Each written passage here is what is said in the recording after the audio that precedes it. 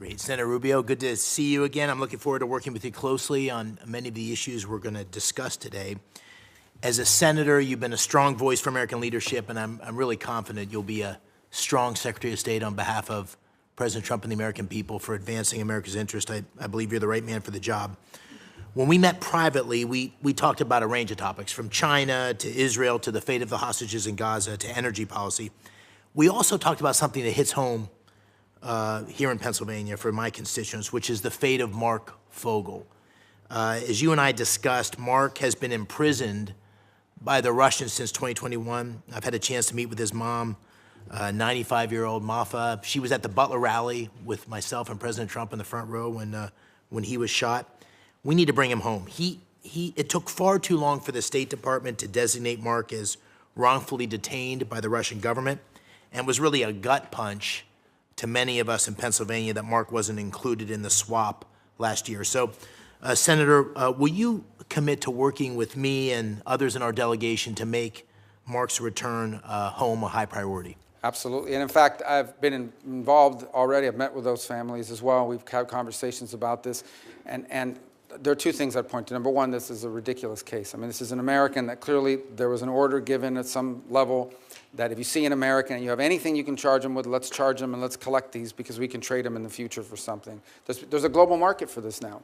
And it's one of the challenges of the 21st century. There is now an active global market for detaining Americans wrongfully in Venezuela, in Russia, in China, or somewhere else, Iran, and then using them to trade for something they want in the future.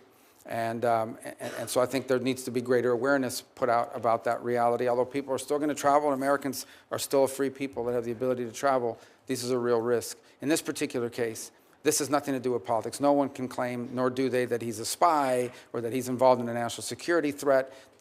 And so this is a case that has to be elevated, and hopefully one that can be done through strong private diplomacy, at a minimum as a goodwill gesture. Because if they're not willing to do this, then not to mention the broader challenges posed to us by what Putin is doing in Ukraine, then I think the chances of improvement in U.S.-Russian relations are impossible. But this is not that this would solve that problem, but it is at a minimum the kind of thing you would hope to see if anyone is serious about improving relations, especially if we can get the situation in Ukraine to a peaceful standing.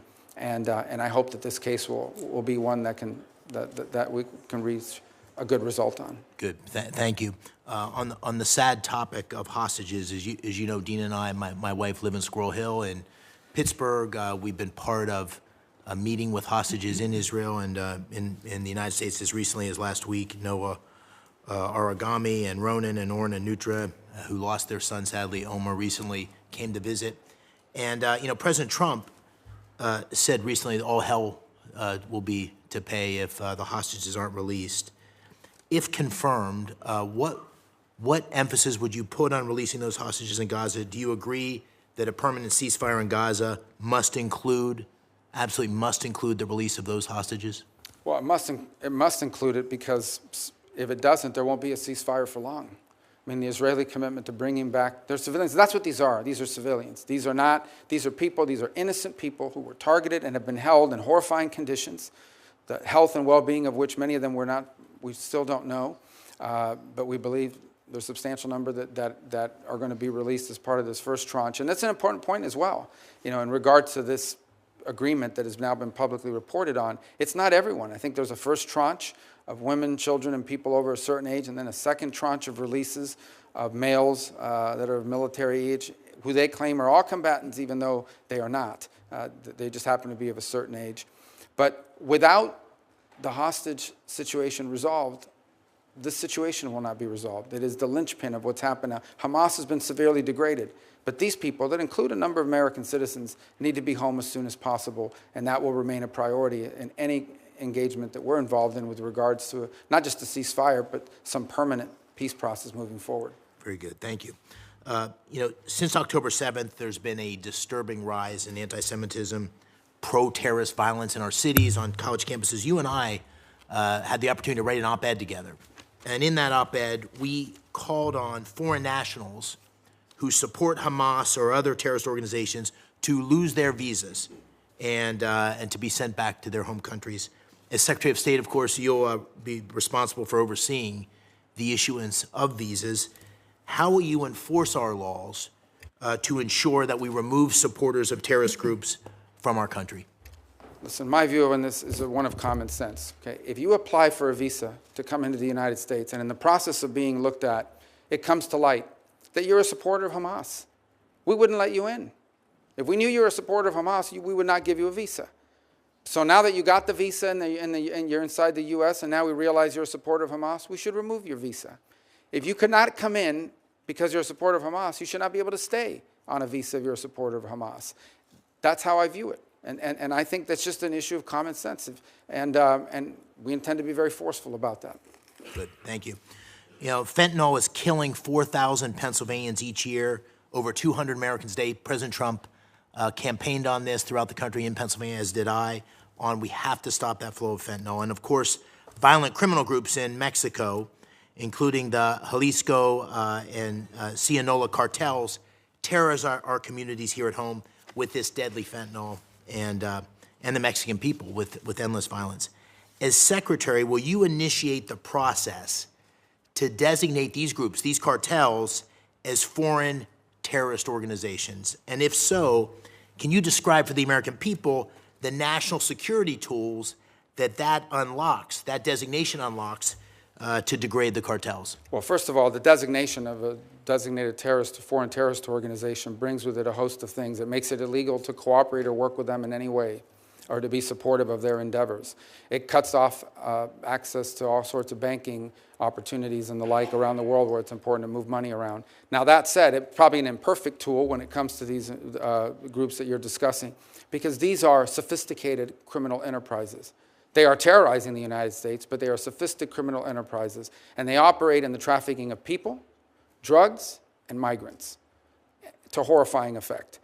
Sadly, they also have basically operational control over huge swaths of the border regions between Mexico and the United States. That's just an unfortunate fact, and it's one we're going to have to confront with our partners in Mexico, is that these sophisticated transnational terroristic organizations have operational and functional control over huge swaths of areas that border the United States of America. And so whether that is the tool that we use, which is maybe the appropriate one, or some new one that we come up with, it is important for us not just to go after these groups, but to identify them and call them for what they are, and that is terroristic in their nature, because they are terrorizing America with mass migration and with a flow of drugs. What about military force? Well, that's an option the president has at his disposal. Obviously, it's not one that is in the purview of the Department of State. Yeah. I think President Trump is someone that never publicly discusses his options and leaves himself the flexibility to act. I think there's a lot we can and will continue to do in close partnership with our allies in Mexico. I think there's more they can do as well to confront this challenge. And my preference would be, from the Department of State's perspective, my preference would be that we can work with the Mexicans on this issue cooperatively, because it is impacting their nation as much as ours. These sophisticated groups, these criminal organizations, don't simply threaten America, they threaten the Mexican political process. In the last election, you had multiple presidential candidates and other candidates to other offices assassinated. You've had journalists targeted and assassinated for speaking out against these groups. So these groups don't simply terrorize the United States, they're terrorizing and in some ways undermining the Mexican government and Mexican sovereignty and the health and well-being of the Mexican people. And so my hope, in a perfect world, is that we could work in close collaboration with Mexican authorities to take these groups out. Very good. Thank you. Final question. The Chinese Communist Party, as you said in your testimony, has waged a deliberate campaign of economic warfare against the United States and our allies.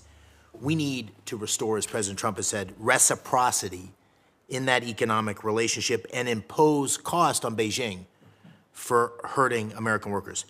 How can the United States counter that campaign? How do you think about the economic tools that the administration can apply to cut off the flow of American capital and technology that supports China's geopolitical ambitions? Well, and again, much of what it comes to trade and so forth in this administration will be handled through the Department of Commerce, but we'll certainly have an economic undersecretary and a whole entire bureaus that will be dedicated to what we can contribute to that endeavor. So I'll just share my views broadly on it. Number one, I think it would make common sense to everybody that if, by and large, a relationship in which their companies can do whatever they want here, but we can't do it there, is a pretty unfair relationship. And it's something we've allowed in the past for allied countries who were small, poor, and developing. That cannot continue, in my view, and I think that's the president's view. The second is there's much that needs to be done with regards here domestically. I think we once again as a nation, this is not a Department of State issue, but once again as a nation need to prioritize the importance of our industrial capacity and our access to supply chains domestically, especially in key and critical industries. Maybe not every industry, but some key industries. We should either have a domestic capacity or an allied capacity that's reliable and can't be used against us in a moment of conflict as leverage. The third point I would make is we need to be actively engaged in the world. As an example, the Chinese own significant mineral rights and mining rights in Argentina, in Chile, throughout Africa. It's one of the reasons why the polar region and the Arctic region has become so critical as well in that regard, is because they are scooping up all over the world these mineral rights, port rights, et cetera, that place us at an enormous disadvantage in the long term. And it's what I said in that short answer is, if this trend continues, we are going to wind up living in a world where much of what we depend on for our security, our health, our safety, and our economic prosperity will largely depend on whether the Chinese allow us to have it or not. And that cannot be a world that we leave for our children. Thank you, Senator.